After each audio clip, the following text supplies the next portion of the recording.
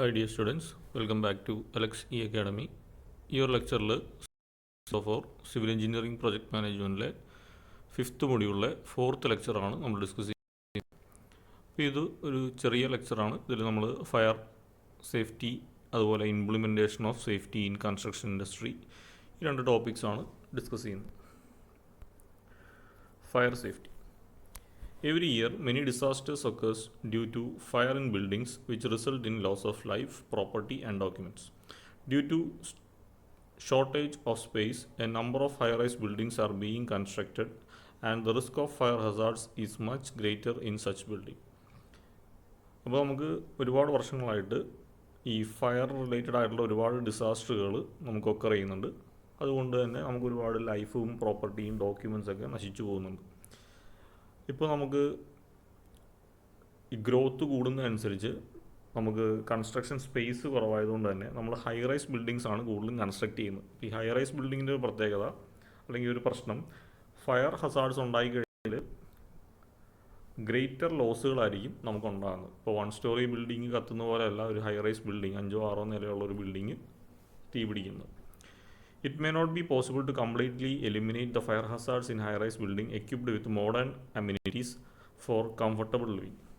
അപ്പോൾ അതുമാത്രമല്ല, ഹൈ-റൈസ് ബിൽഡിങ്ങിൽ നമ്മൾ ഒരുപാട് ഫീച്ചേഴ്സ് അമ്യൂണിറ്റീസ് ഒക്കെ ആഡ് ചെയ്യുന്നുണ്ട്. ലിഫ്റ്റ്, എസ്കലേറ്റർ, അതുപോലത്തെ കുറേ മോഡേൺ ആയിട്ടുള്ള എക്യുപ്മെൻറ്റ്സ്. അത് നമുക്ക് നമ്മുടെ കംഫർട്ടിന് വേണ്ടിയിട്ടാണ് നമ്മൾ പ്രൊവൈഡ് ചെയ്യുന്നത്. അപ്പോൾ അതുകൊണ്ട് തന്നെ അതിൽ നിന്നൊക്കെ ഫയർ ഹസാർഡ്സ് ഉണ്ടാകാനും ഇലക്ട്രിക്കൽ സർക്യൂട്ട്സ് വഴി ഫയർ ഹസാർഡ്സ് ഉണ്ടാകാനുള്ള ചാൻസസ് കൂടുതലാണ്.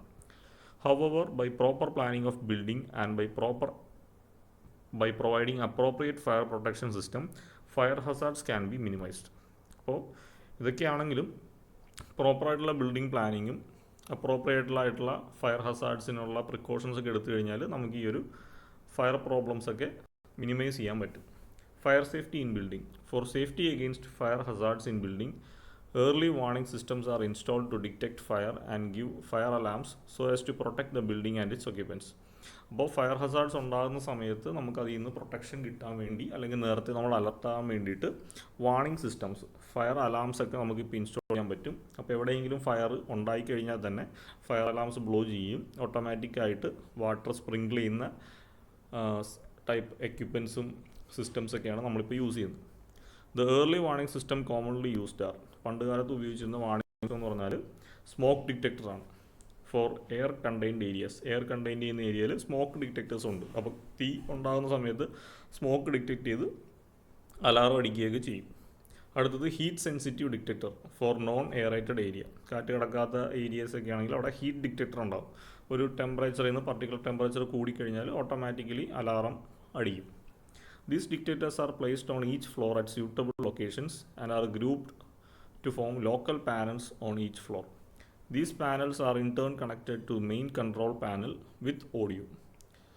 അപ്പോൾ നമ്മൾ ഇതേപോലത്തെ ഡിറ്റക്ടേഴ്സൊക്കെ നമ്മൾ ഓരോ ഫ്ലോറിലും നമ്മൾ പ്രൊവൈഡ് ചെയ്യും. ഈ ഓരോ ഫ്ലോറിൽ പ്രൊവൈഡ് ചെയ്യുന്ന ഇതേപോലത്തെ ഡിറ്റക്ടേഴ്സ് നമ്മൾ പാനൽസുമായിട്ടാണ് കണക്ട് ചെയ്തേക്കുന്നത്.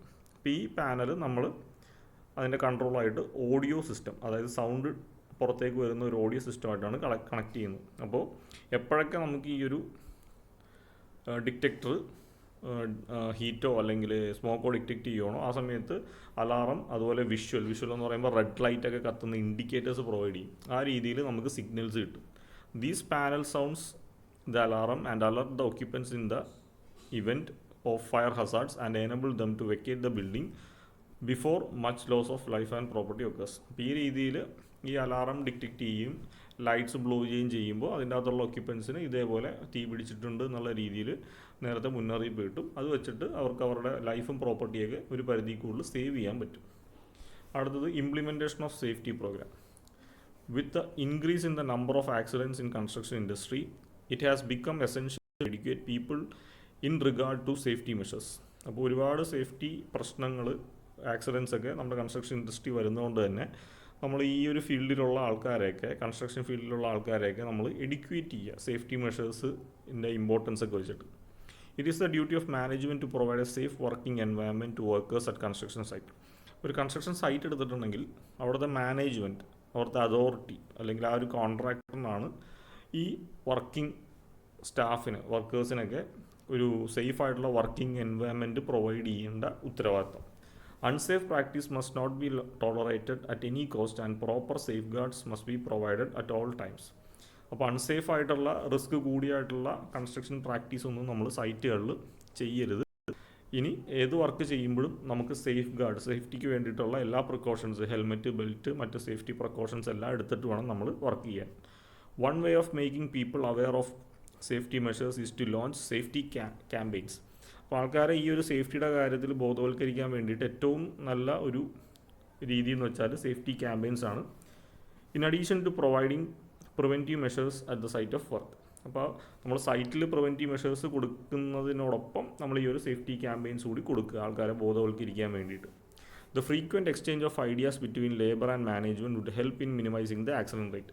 അപ്പോൾ മാനേജ്മെൻറ്റും നമ്മുടെ വർക്കേഴ്സായ ലേബേഴ്സും തമ്മിലുള്ള ഒരു കോൺസ്റ്റൻ്റ് ആയിട്ടുള്ള കമ്മ്യൂണിക്കേഷൻ, മീറ്റിംഗ്സ് ഒക്കെ പ്രൊവൈഡ് ചെയ്ത് കഴിഞ്ഞാൽ എന്തൊക്കെയാണ് കൺസ്ട്രക്ഷൻ സൈറ്റിൽ അവർ ഫേസ് ചെയ്യുന്ന പ്രോബ്ലംസ്, ആക്സിഡൻസും ഇഷ്യൂസൊക്കെ ഉണ്ടാകാനുള്ള കാരണം എന്നുള്ളതിനെ പറ്റി പഠിച്ചിട്ട് നമുക്ക് ആക്സിഡൻറ്റ് റേറ്റ് കുറക്കാൻ വേണ്ടിയിട്ടുള്ള മെഷേഴ്സ് മാനേജ്മെൻറ്റിന് എടുക്കാനായിട്ട് പറ്റും.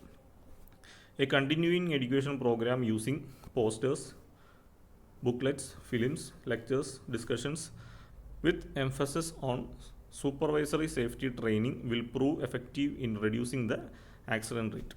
അപ്പോൾ ഈ രീതിയിൽ കണ്ടിന്യൂസ് ആയിട്ടുള്ള നമുക്ക് പ്രോഗ്രാംസ് ത്രൂ പോസ്റ്റേഴ്സ് ആയിരിക്കാം, ബുക്ക്ലെറ്റ്സ് ആയിരിക്കാം, ഫിലിംസ് കാണിച്ചുകൊണ്ടായിരിക്കാം, അല്ലെങ്കിൽ ആരെങ്കിലും കൊണ്ട് ലെക്ചേഴ്സ് എടുത്തിട്ടായിരിക്കാം, അല്ലെങ്കിൽ അങ്ങോട്ടും ഇങ്ങോട്ടുള്ള ഡിസ്കഷൻ കൊണ്ടൊക്കെ ആയിരിക്കാം.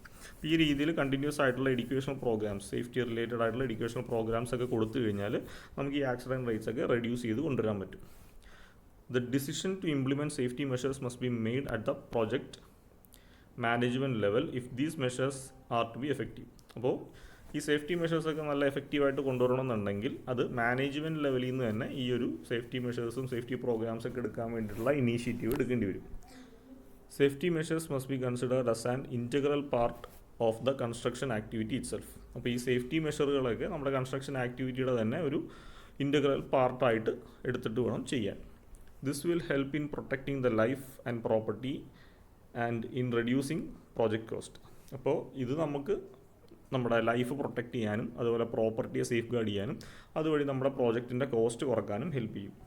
It should be understood both by management and the workers that all accidents occurs due to negligence on the part of someone. അപ്പോൾ നമ്മൾ മനസ്സിലാക്കേണ്ട കാര്യം, മാനേജ്മെൻറ്റ് ആണെങ്കിലും വർക്കേഴ്സ് ആണെങ്കിലും നമ്മൾ മനസ്സിലാക്കേണ്ട കാര്യം, എല്ലാ ആക്സിഡൻസും ആരെങ്കിലുമൊക്കെ കാണിക്കുന്ന നെഗ്ലിജൻസ് കൊണ്ടായിരിക്കും വരുന്നത്. Accidents result in loss of life, property and the reputation of the construction agency apart from financial loss and litigations. അപ്പോൾ ഈ ആക്സിഡൻറ്റ് കൊണ്ട് നമുക്ക് ലൈഫും പ്രോപ്പർട്ടിയും അതേപോലെ ആരാണോ വർക്ക് ചെയ്യുന്നത്, ഏത് കമ്പനിയാണോ വർക്ക് ചെയ്യുന്നത് അവരുടെ നല്ല റെപ്യൂട്ടേഷനെയും ബാധിക്കും.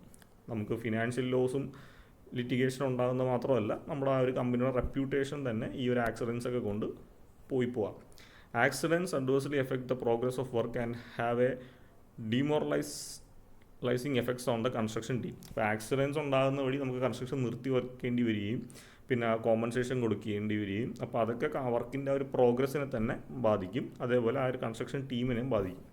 Safety plays an important role in executing a construction project with speed, economy and efficiency. അപ്പോൾ സേഫ്റ്റി എന്നുള്ളത് കൺസ്ട്രക്ഷൻ പ്രോജക്റ്റിൻ്റെ സ്പീഡും എക്കോണമിയും എഫിഷ്യൻസിയും കൂട്ടാൻ വേണ്ടിയിട്ട് നമ്മൾ ആ സേഫ്റ്റിക്ക് നല്ല ഇമ്പോർട്ടൻറ്റ് റോളുണ്ട്. അപ്പോൾ ഇത്രയാണ് ഈ ഒരു ലെക്ചറിലുള്ളത്. Thank you.